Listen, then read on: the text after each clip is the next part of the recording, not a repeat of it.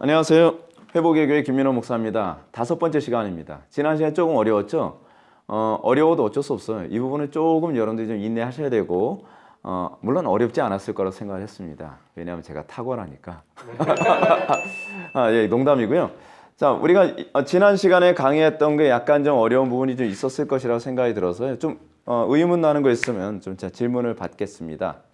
질문 좀 해주세요. 네. 요즘은 이제 포스트 모더니즘적인 그런 사고를 많이 갖고 있잖아요. 팽배해 있고. 네. 그런 사고에 대해서 어떻게 저희가 접근해야 될지. 네. 사실은 그 포스트 모더니즘이 나오게 되어진 배경의 철학적 역사를 먼저 잠깐 좀 얘기합시다. 칸트 때까지만 절대 진리를 인정해주는 그런 철학적 흐름이었어요. 근데 칸트 이후에 헤겔이 나타납니다.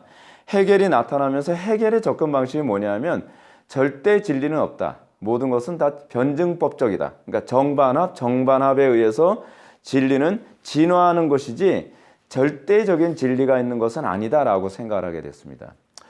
과거에 소위 그 절대적인 진리가 있다라고 생각했던 입장을 사실 누가 가졌냐면 그게 이제 소크라테스가 가졌던 입장이고요. 이제 그리스 철학에서.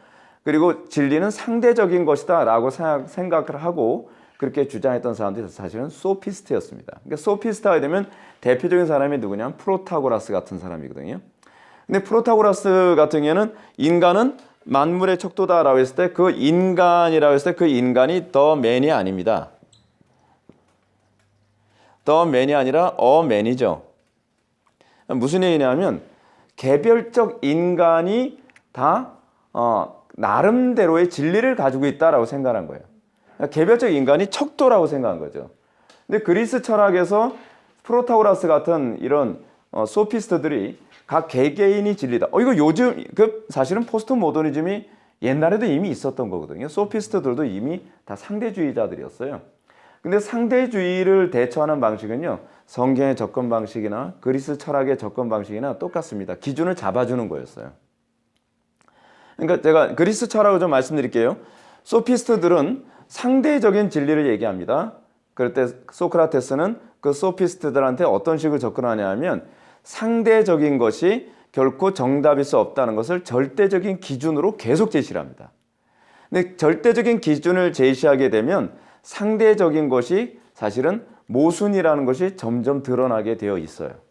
그래서 우리 기독교가 접근하는 방식이 겁니다. 세상은 끊임없이 상대성을 얘기합니다. 진리는 상대적인 거야. 네가 옳을 수도 있고 내가 옳을 수도 있어.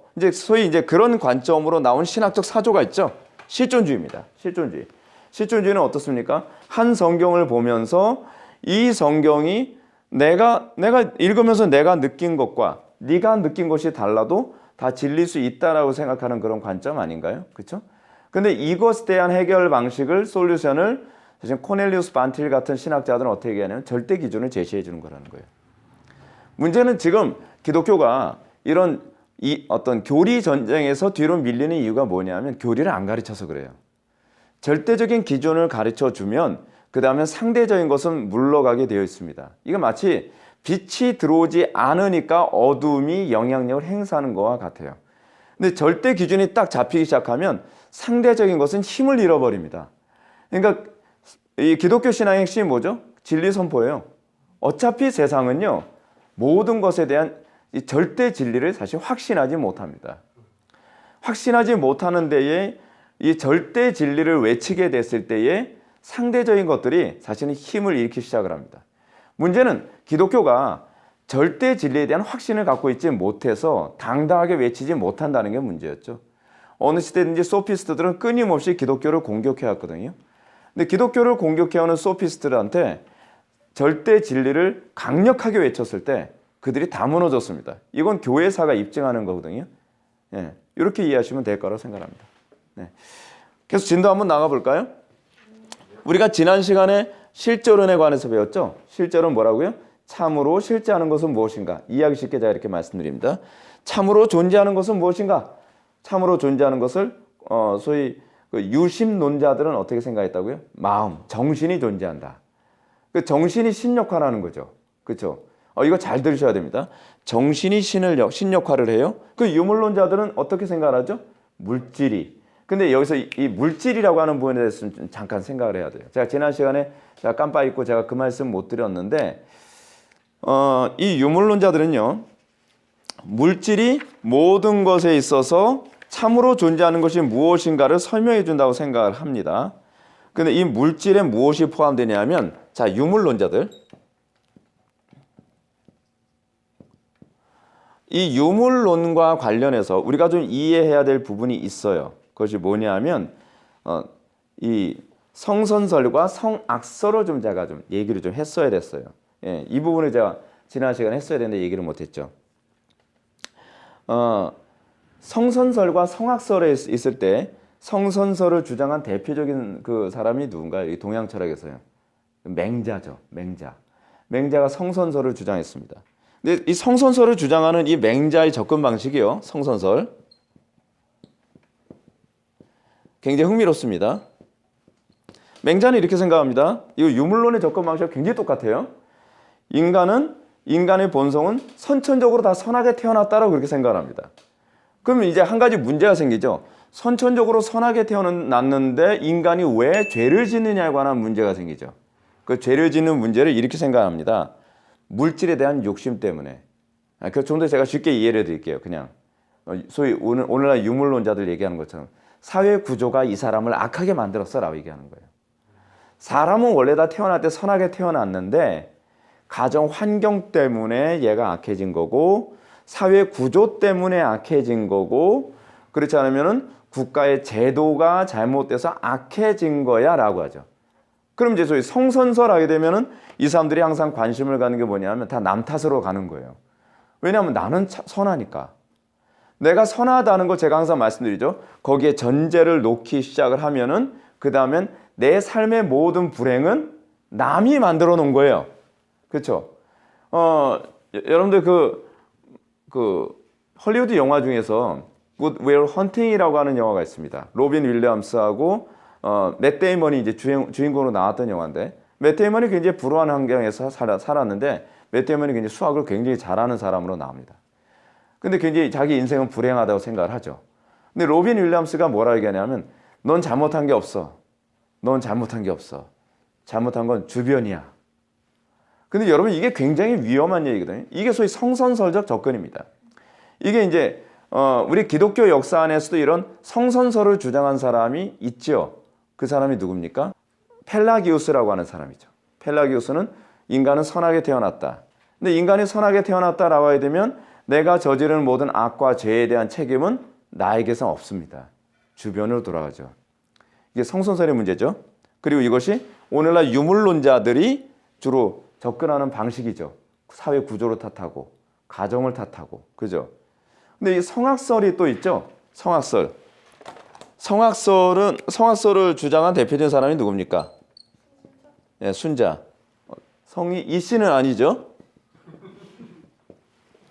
예, 순자가 이제 대표적인 이제 성악설입니다. 어떻게 보면 이 성악설이라고 하는 이 전제가 우리 기독교의 전제와 굉장히 비슷한 것처럼 보이기 쉽습니다. 근데 인간의 악이라는 개념의 전제가 달라서 이것도 해석이 달라집니다. 성악설을 주장한 순자는 이런 개념을 갖고 있죠. 인간의 본성은 악하며 여기까지는 맞아요. 근데 문제는 뭐냐면 이 인간의 악의 문제를 해결하는 것을 교육으로 가능하다 또는 학문적 수양이나 훈련으로 가능하다라고 그렇게 봤습니다. 근데 실제로 여러분 교육 많이 시킨다고 사람이 선해지나요? 그렇지 않으면 트레이닝 많이 하면 사람이 선해지나요? 아니죠. 선하다라고 하는 것과 악하다라고 하는 개념의 전제가 중요한 문제입니다. 이게 선과 악에 관한 문제를 뒤에서 제가 다시 한번 설명해야 될 텐데 일시적으로 제가 잠깐 요 문제 먼저 말씀드린다면 성경에서 얘기하는 선과 악에 관한 문제는요. 행위의 문제가 아닙니다. 관계의 문제입니다. 하나님과의 관계가 근본적으로 깨어졌다. 완전히 하나님과 등 돌렸다라고 하는 것을 인간의 전적 타락이라는 관점으로 보는 거거든요. 도덕성에 관한 문제가 아니에요. 그렇기 때문에 이 인간의 본성 자체가 타락한 것이기 때문에 훈련이나 교육으로 절대로 안 된다고 보는 거죠. 오늘날 신학교에서 자꾸 이렇게 교육학 같은 거 많이 가르치잖아요. 그리고 교인들을 계속적으로 교육하면 언젠가는 좋은 열매가 나와. 이게 사실은요, 이게 순자적 관점이에요. 순자적 관점. 이 타락에 관한 문제가 사실은 훈련을 통해서 선해질 수 있다고 하는 관점이거든요. 그러니까 교육학적 관점이 교회 안에 들어오는 건 굉장히 좀 불행한 문제라고 생각을 합니다. 자, 우리가 지난 시간에 했던 부분에 대한 복습에서 이제 오늘 나가야 될 진도로 곧바로 들어갈까요? 실존론에 관한 얘기했습니다. 참으로 존재하는 것은 무엇인가? 물질인가? 마음인가? 신인가? 그리고 그 존재에 대한 참으로 존재하는 대상이 누군가라고 하는 걸 어떻게 인식할 것인가에 관한 얘기를 합니다. 그리고 어떻게 인식할 것인가? 참으로 존재하는 것이 물질인가? 참으로 존재하는 것이 정신인가? 참으로 존재하는 것이 신인가라고 하는 그 접근 방식에 있어서 인식론은 세 가지 접근 방식을 얘기한다 그랬죠. 뭐죠? 이성으로 접근할 것인가? 경험으로 접근할 것인가? 그렇지 않으면은 성령의 조명으로 접근할 것인가? 근데 사실은 성령의 조명에 관한 문제는 우리 기독교에만 한정된 개념이고요. 사실은 이성으로 접근할 것인가, 그렇지 않으면 경험으로 접근할 것인가에 관한 문제는 사실은 유물론이나 유심론 양쪽에 다 적용되어지는 부분입니다.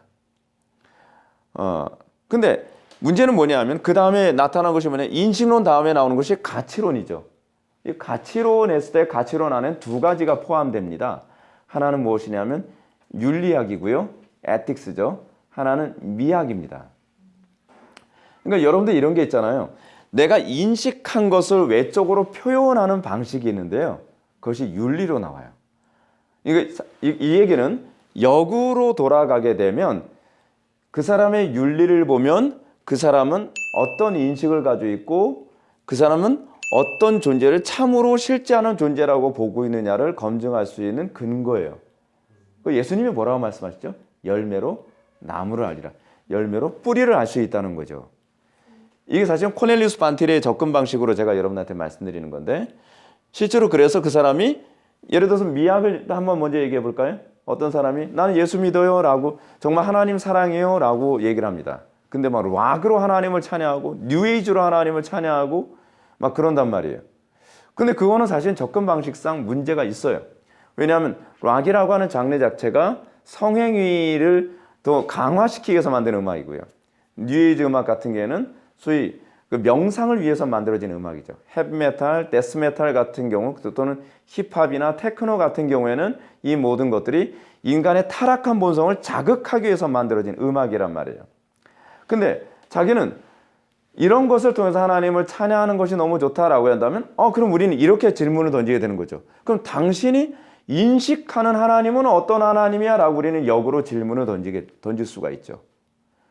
그리고 당신이 인식하는 하나님은 과연 물질인지 정신인지 그렇지 않은 성경의 하나님인지 다시 역으로 질문을 던질 수가 있습니다. 근데 상당수의 사람들이 흥미로운 것이 뭐냐면 내가 하나님을 나름대로 사랑한다라고 그 하나님이 어떤 하나님이신지는 우리는 사실 불분명해요. 근데 이 부분에 대해서 인식론에 관한 부분에서 접근에 들어가고 또 실제론에 관한 접근을 들어가게 되면 그 사람이 섬기는 하나님이 우리가 섬기는 하나님이 아닐 경우를 제가 너무 많이 봤다는 사실입니다. 이건 굉장히 중요한 문제입니다. 또 하나 볼까요? 윤리론적 관점에서 한번 볼까요? 윤리는 뭐라고요? 내가 참으로 실제하는 존재를 만났다는 것에 대한 인식의 외적 반응이죠. 근데 성경은 하나님을 인식한 사람에게 나타나는 특징을 몇 가지를 나열하고 있습니다. 하나는 거룩이에요. 또 하나는 뭐죠? 경외함이에요. 또 하나는 뭐죠? 다른 사람에 대한 사랑이에요. 근데 문제는 뭐냐면 거룩도 없고 그리고 경외감도 없고 그리고 하나님과 이웃에 대한 사랑이 나타나지 않는다고 한다면 그 사람이 하나님이라고 인식한 대상은 적어도 성경에 나오는 하나님이 아닐 가능성이 매우 농후하다는 얘기죠. 그러니까 우리가 이 실제론, 인식론, 가치론이라는 이 접근 방식은 우리가 참으로 인식하게 되어진 존재가 무엇인지를 우리가 이해하게 되는데 상당히 도움이 많이 됩니다.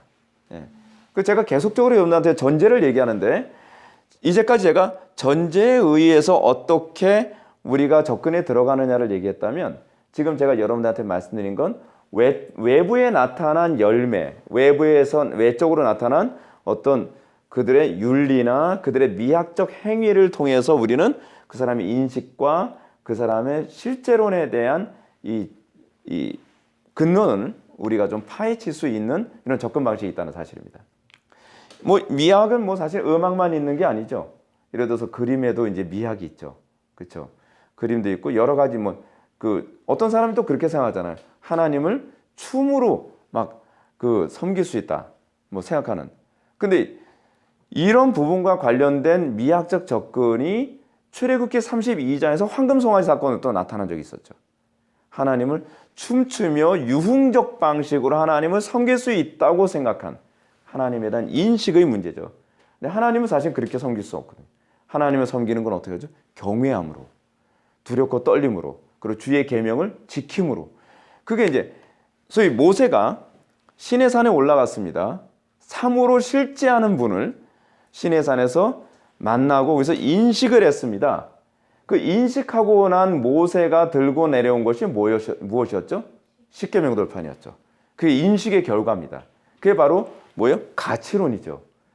그러니까 한국 교회가 지금 접근하는 데 있어서 무조건 교회만 많이 나오고 영적 기도만 하면 구원받았다라고 하는 그 관점은 굉장히 신학적이지도 않고 소위 인본주의 철학자들이 봤을 때에도 일관성이 굉장히 떨어지는 접근이라고 할 수 있죠. 네. 자, 우리가 이제 그러면 이 부분에서 우리가 아까 얘기하려고 했던 선과 악에 관한 얘기를 한번 좀 접근해 들어갑시다. 제가 이제 좀 가볍게 라이트하게 제가 여러분한테 이런 말씀을 드렸죠. 악이라고 하는 것은 윤리도덕의 문제 이전의 문제라고요. 그러니까 우리가 윤리도덕이라고 하는 것을 얘기할 때는요, 악의 결과라 이렇게 봐야 됩니다. 악의 결과. 그러면 악이란 무엇이냐? 위키백과에서는 이렇게 악을 규정을 했더라고요. 죄는 규범이나 윤리에서 어긋나거나 그에 반하는 행위를 말한다. 그러니까 위키백과를 이런 데 검색해 보면 죄가 규범이나 윤리에서 어긋나는 거라고 그렇게 얘기합니다. 근데 웨스트민스터 신앙고백서 소결의 문답 제 14문을 보면 소결의 문답에서는 이렇게 얘기합니다. 죄란 하나님의 법을 순종함에 있어서 부족하거나 혹은 어기는 것이다. 그러니까 이 소위 죄라고 하는 이 문제는요, 하나님의 뜻이 있는데 이 뜻에 미치지 못하거나, 그래서 이 헬라어로 하마르티아라고 하잖아요, 그렇죠? 관역에 못 미치거나 관역을 벗어난 것이 그것이 죄죠. 그것이 죄예요. 근데 그 죄의 근원은 우리는 뭐라 하냐면 악 때문에 그런 것하고 얘기하거든요. 근데 그 악이 무엇이냐면 하나님을 사랑하지 않음이 악이죠. 거기서부터 출발을 해야만 합니다. 하나님을 사랑하지 못하기 때문에 하나님과 원수 관계에 있기 때문에 하나님의 뜻에 못 미치거나 하나님의 뜻에서 벗어나는 거죠. 그러면 우리가 소위 죄악에 빠지지 않기 위한 전제가 무엇이냐면 사실 우리가 하나님을 사랑하는 것에서 출발해야 돼요. 그러니까 교회 안에서 윤리도덕을 자꾸 강조하는 것이 좀 문제가 되는 것이 뭐냐면 이렇게 생각하면 됩니다. 참으로 실제하시는 하나님을 만나고 참으로 실제하신 그 하나님을 인식하게 되면 윤리도덕은 사실 따라오는 겁니다. 근데 문제는 우리는 이걸 거꾸로 접근하고 있다는 것이 문제예요.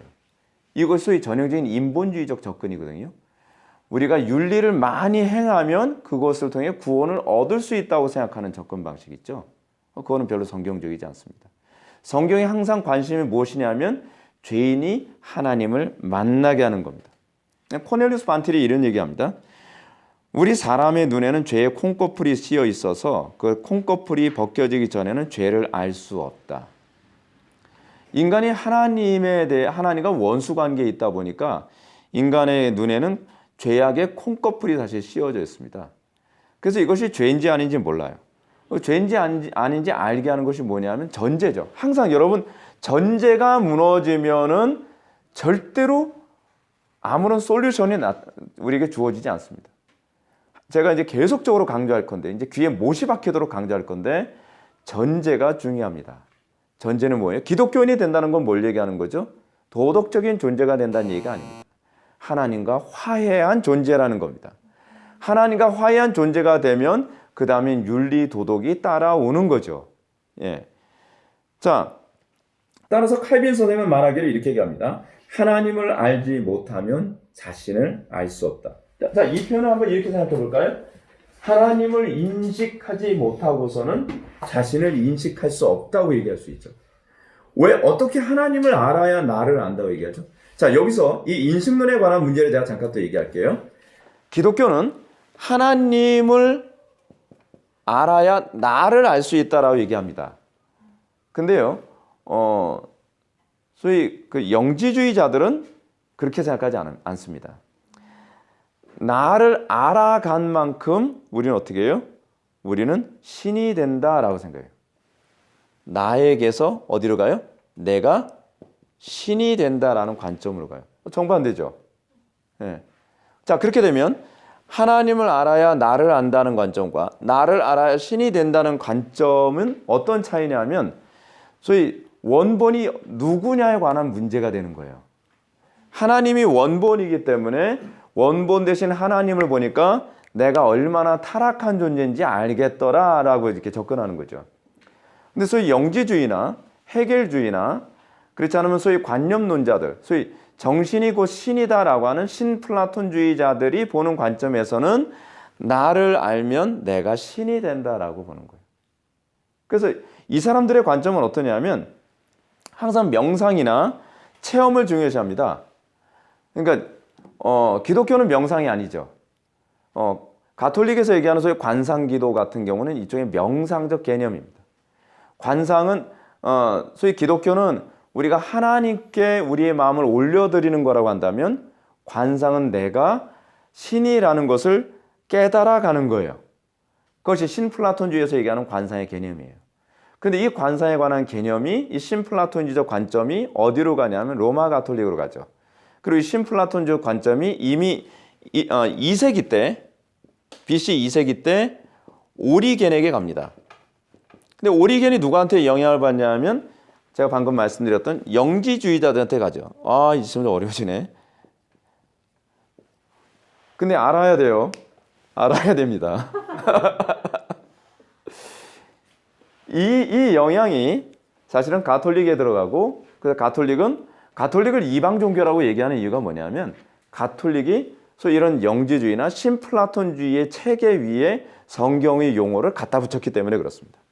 그러니까 용어는 우리하고 같은 용어로 사용하죠. 성령님도 얘기하고 뭐 예수님도 얘기하고 하나님도 얘기하고 뭐 여러 가지 성경의 용어를 사용하지만 성경의 용어엔 사실은 신플라톤주의의 그 철학을 덮어놓은 겁니다. 그러니까 엄밀히 따지면 그래서 로마 가톨릭은 플라톤주의와 신플라톤주의 그리고 아리스토텔레스의 철학을 믹싱해서 그것을 하나의 종교적 체계로 만든 것이죠. 그래서 상당수의 이제 신학자들은 로마 가톨릭은 이단이 아니라 이방 종교라고 보는 이유가 바로 거기에 있습니다. 그래서 결국 이 영지주의자들이나 그렇지 않으면 신플라톤주의자들 이런 사람들은 인식에 관한 문제에 있어서 내가 명상을 하면 할수록 내가 어떻게 더 신으로 가까워질 수 있고 신과 합일될 수 있는가 내가 신이라는 것을 깨달아가는 것 그것이 이제 소위 유신론자들이 생각하는 관점이죠. 인식론의 관점이죠. 근데 그게 이제 죄라는 거예요. 죄라는 것은 뱀이 하와에게 뭐라 얘기합니까? 네가 이 선악을 알게 하는 나무의 실과를 따먹으면 하나님처럼 될까 하노라 라고 얘기하지 않았나요? 소위 하나님이 되려고 하는 창세기 3장 때의 그 사건이 지금도 계속 유지돼서 인간 타락의 중요한 전제로 나타나고 있습니다.